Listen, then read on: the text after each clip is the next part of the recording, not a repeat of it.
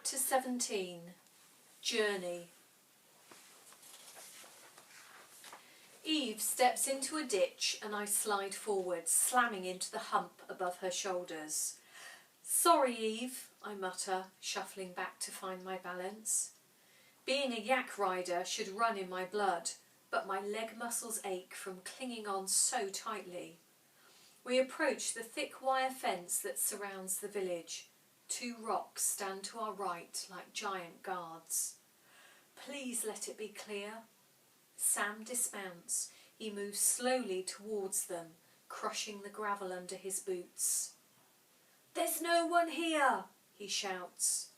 "Is the fence still broken?" I ask. He nods and disappears between the rocks with Bones. I follow him. The rusty fence has bowed to the ground where the boulder fell and flattened it. The space between the rocks is just big enough to squeeze Eve through, though I have to tug at her harness to get her to move. As I step over the fence, my heart jumps. We're escaping. I spot Sam looking at the vast empty grasslands, walled in on all sides by the barren foothills. Bones makes a beeline for the path and Sam tugs him away, back into the overgrown grass. We have to reach the rocky hill in the distance. I calculate it will take us about 6 more hours to arrive.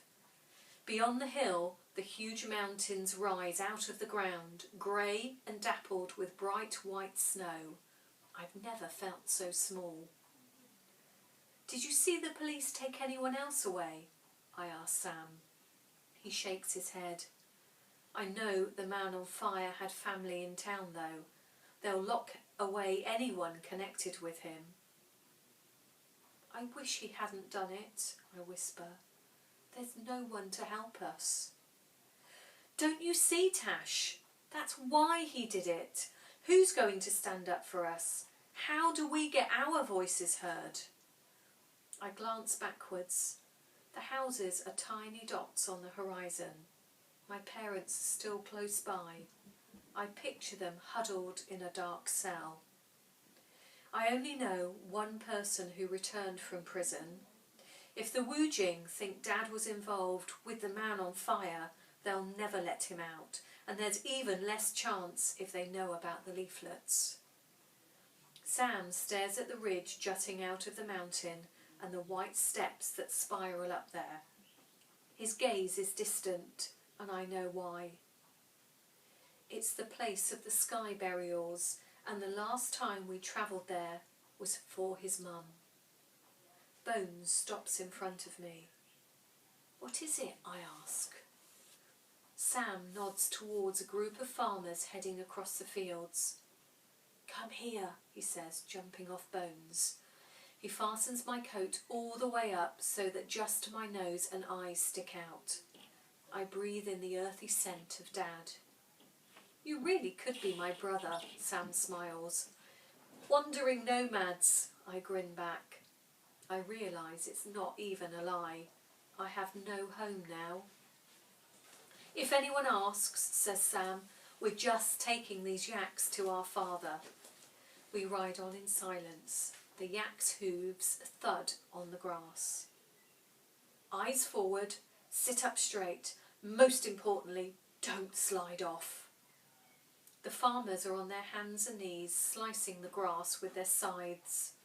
They don't even look up at us. We pass them and I feel a flutter of victory.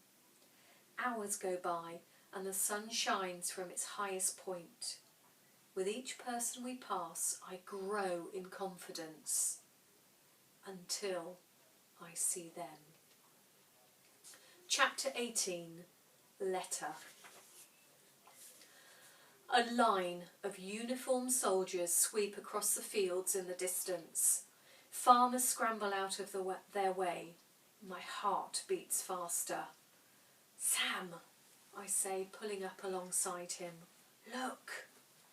The panic on his face tells me he's seen them. He slides off, grabs Eve's rein and tugs us towards a line of bushes marking a field border. Bones's thick horns stick out over the top of them. Lie down, Sam hisses at him. Bones lowers his head and munches on the grass. As long as he keeps eating, they won't be able to see him, I say. Sam presses his face against the hedge. Your dad always said that if anything like this happened, they'd tighten the military and put the whole area under lockdown. No one is allowed to move in or out. I frown at Sam. We'll have to wait until it gets dark, he continues. We can't risk wasting any time, I say, watching the soldiers march forwards. The men with the truck will be waiting for us. Tash, Sam says quietly, you're wanted by these people. If you go out there, they'll question you, they'll find out who you are. I sit onto the ground, wishing that I could sneak past the soldiers and hating the idea of waiting. Eve and Bones stop eating and look up at me. I take the bag off my back and tear it open. The prayer bowl clatters onto the ground. I think back to the night the soldiers came. Dad told me to keep the backpack safe. There must be something important in there. The copy of the Snow Lion lies crumpled at the bottom. I gather it in my hands and scan the pages. A piece of paper falls onto my lap. It's a letter. In each corner is a drawing of a quarter moon. Dear old friend, how are the yaks? If you need some more, I will be passing soon. Hopefully we will fly through the mountains and not stumble on the high passes and snow like the last time. My herd is currently 11 strong. See you in December or November at the earliest. Yours, Rinchin. A praying mantis lands on the top right corner of the page and I blow it off. We will get there, says Sam, eyes glued to the hedge. I keep searching, brushing the letter aside and digging in the bag. There's nothing else in there. I slide my hand inside and feel around the hem. Maybe there's something hidden in the seam. Empty. It's too much to take in. My head is spinning. I snap a strand of grass between my fingers, each piece marking a countdown of the seconds. I want to be on the move. The soldiers are getting near, says Sam. Hide. I dive towards the bottom of the hedge. The ground is damp and cold. Bugs move along the soil all around me. Sam keeps a lookout through the bush branches. Bones finishes eating and lifts his head up. I grab a handful of grass, holding it out to him. Come on, I whisper, eat it. Bones eyes it for a second before lowering his head and munching the grass out of my hand. Bits stick out the side of his leathery mouth. I pray it was quick enough and the soldiers didn't spot his horns over the hedge. I turn and peer through the branches. The soldiers swish past the long grass, poking at the bush with their sharp bayonets. Bones shakes his head. What was that? Asks a soldier. I heard something too, says another. I throw my hand out to Bones. Don't stick your head up now. The soldiers edge closer, slicing the leaves in half with their knives. My heart beats so hard, I'm sure they must be able to hear it. A bayonet sticks straight through the hedge, coming out right above me. Its blade glints in the light, catching the sun. 10 centimetres lower and it would have speared me. I lean away from the hedge. Sam shuffles backwards. There's something there, says a soldier. I heard it. The hedge rustles. A pheasant squawks and flies out next to us and up into the sky, its long tail flicking behind it. It was just a stupid bird. Come on, we've got enough land to cover today. I place my hands flat on the ground and gasp shallow breaths.